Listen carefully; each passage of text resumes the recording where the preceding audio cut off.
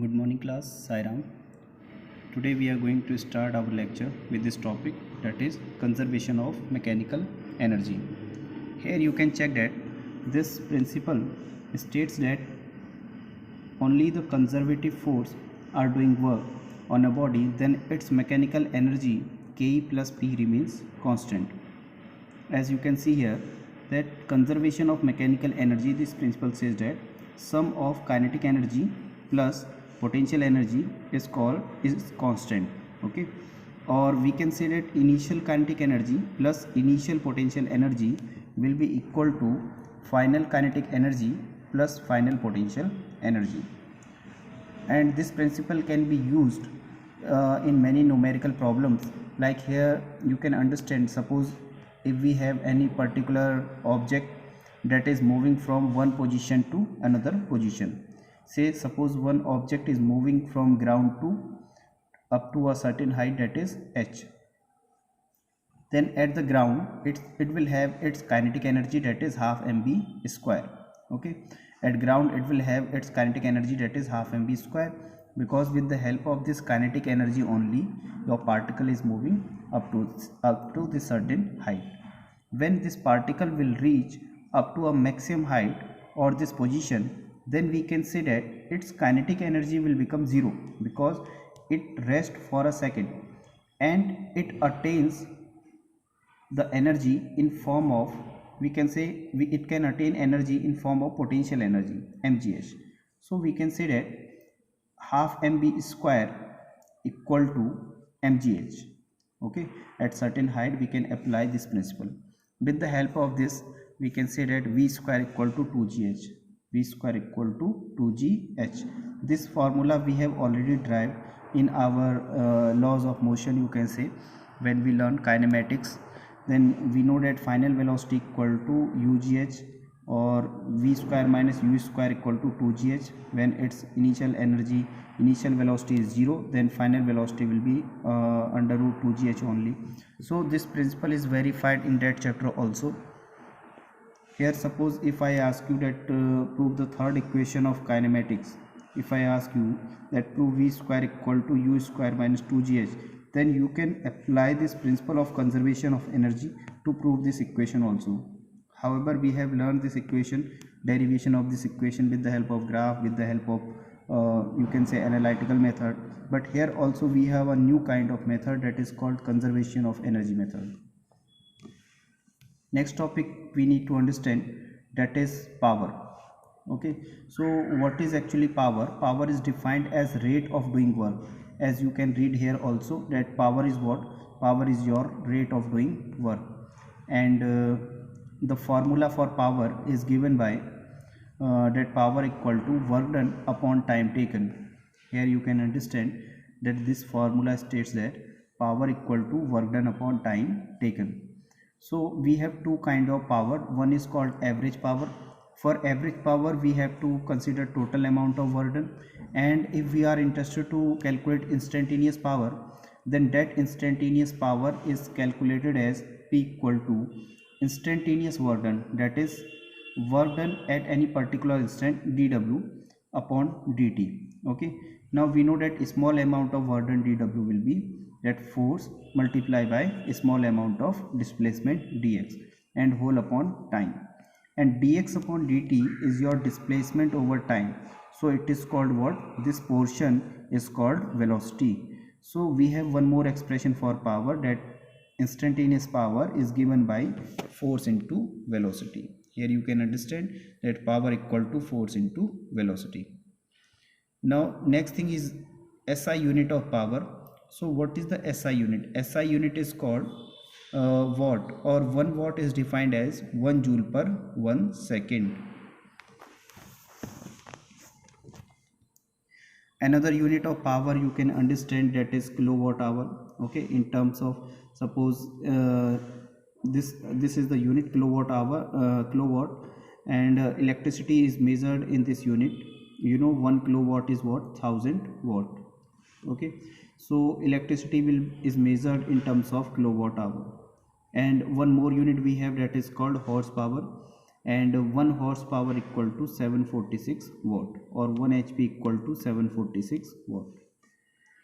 So it is mentioned here also that this unit is used to describe the output of automobiles or motorbike engines.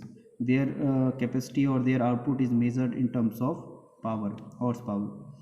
Second thing is that we need to determine the dimension of power.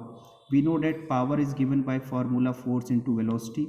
Dimension of force we already know, that is mlt minus 2, and dimension of velocity is what, that is meter per second, or lt minus 1. If you will solve this, you will notice that L raised to the power 1 and 1, it will become L raised to the power 2, and this t raised to the power minus 2 and minus 1 together will make t raised to the power minus 3.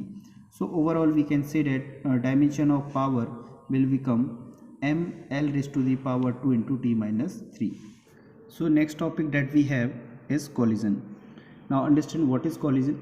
A collision is an isolated event in which two or more colliding bodies exert strong force on each other, okay, and for a relatively shorter time. Suppose one particle is moving in a certain direction, okay, and then another particle, or you can understand in this way that one vehicle is moving in a certain direction. It will have its mass also, that is m1, and it will have some velocity also with which it is moving. Now if we consider another particle, that is m2. Suppose this particle is moving just opposite to the previous one and with some another velocity v2, then they may collide. This phenomena or this event, when the two body collide with each other, that is called collision, okay. So collision may be divided into two categories actually. First is called what? First is called elastic collision. Now try to understand. And second is inelastic collision. In elastic collision we can say that kind of collision in which there is no loss of kinetic energy. When two bodies strike together, there is no loss of kinetic energy. Such collisions are called elastic collision. And we have one more collision, that is called inelastic collision, in which loss of kinetic energy will take place, okay. A collision, you can read here also, a collision in which there occurs some loss of kinetic energy, that is called inelastic collision. Second point is that force involved during elastic collision must be conserved in nature. Means collision should take place but force should be conservative force. And here you can understand the second point in inelastic collision is that some or all the forces involved in collision may be non-conservative, okay. Means there may be some kind of friction force also. In my last lecture I told you which force is called conservative and which is called non-conservative, okay. Conservative is what? Those forces, we can say that work done by such forces does not depends on path. If it does not depends on path, it is called conservative forces. And if your work done depends on path, like friction force, okay, then in case of friction force we can say that work done will depend on path, so it is non-conservative force. Why we can say that work done depends on path? Because if we move a particular body, suppose if we are trying to move a particular body from path 1 or way 1, and suppose the same body is moved through a different path, that is path number 2, then we can see that in the second path the length will be more, and friction force is generally depends on contact area, okay. So this time will be different for motion. So different in the second path, the duration of friction force for which your force will act, that duration is higher compared to the previous one. So we can say that work done in the second case actually depends on path. Now we have next point for elastic and inelastic collision, that mechanical energy in elastic collision is not converted into heat, and in non-elastic collision, or you can say where loss will occur, you can say that a part of mechanical energy is converted into heat or light or sound. When two vehicles strikes, then there may be some kind of noise that we get after the collision. So some kind of kinetic energy or some portion of kinetic energy is actually converted into that sound, or sometimes it appears in the form of heat also.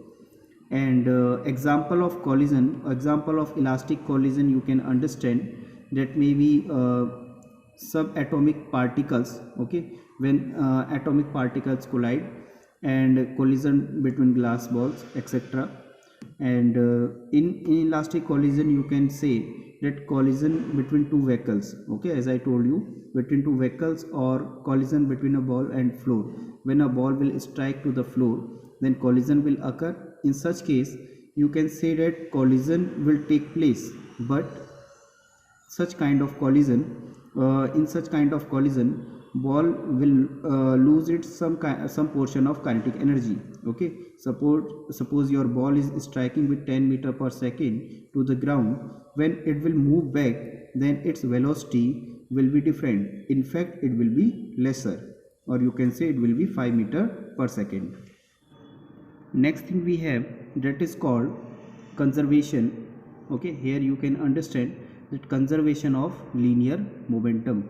Okay, when collision will occur, then conservation of linear momentum in collision will take place.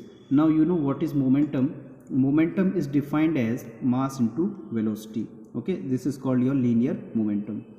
So it is saying that two linear momentum is conserved in each at the instant of during collision. Suppose one vehicle is going in a particular direction and another particle or another vehicle is moving towards itself, then their momentum will be constant, or it will be conserved. Initially it will have p1 momentum finally, and the second vehicle has p2 momentum. Then it is saying that summation of their momentum, that is p1 plus p2, should be equal to constant. Okay, now we can say that initial momentum is of vehicle 1 is what, that is mass into initial velocity v1. So this p1 is actually what, this is mass into initial velocity of vehicle 1. Similarly p2 is what, p2 is mass into initial velocity of vehicle 2. So their summation will be constant. Next thing, it is saying that in case of elastic collision in one dimension, we can get this relation that u1 minus u2. Okay, or you can say that velocity of approach equal to v2 minus v1 velocity of separation. This relation we can determine with the help of these two conditions. For example, consider we have vehicle 1 and vehicle 2. Its mass is m1 and initial velocity is u1, and second vehicle is having mass m2 and its velocity is v1, or you can say u2. This will be perfect notation. Initial velocity for vehicle 1 is u1, and for vehicle 2 initial velocity is u2. Okay, then after collision, when both will collide, their velocity will be different. Okay, there may be some change in their velocity. So suppose vehicle 1's velocity becomes v1 final velocity, and vehicle 2 will have its velocity that is v2. So here we can apply two conditions.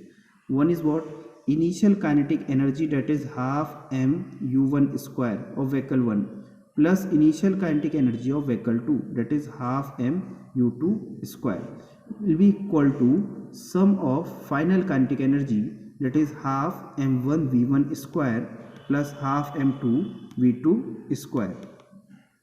This half factor will be cancelled out, and we will get one equation in terms of m1 u1, m2 u2, m1 v1 square and m2 v2 square. In terms of these variables we will get some equation. Then what we have to do, we have to apply the principle of conservation of momentum, that initial momentum equal to final momentum.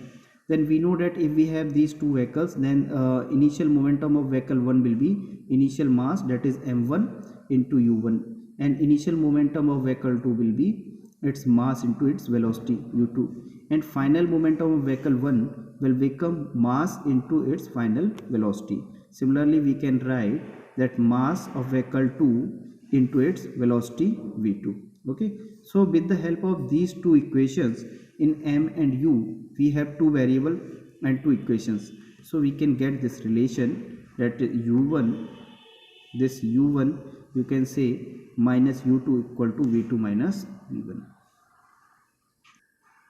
Then here in elastic, the first collision only we are talking, that is elastic collision. if we want to calculate V1 and V2.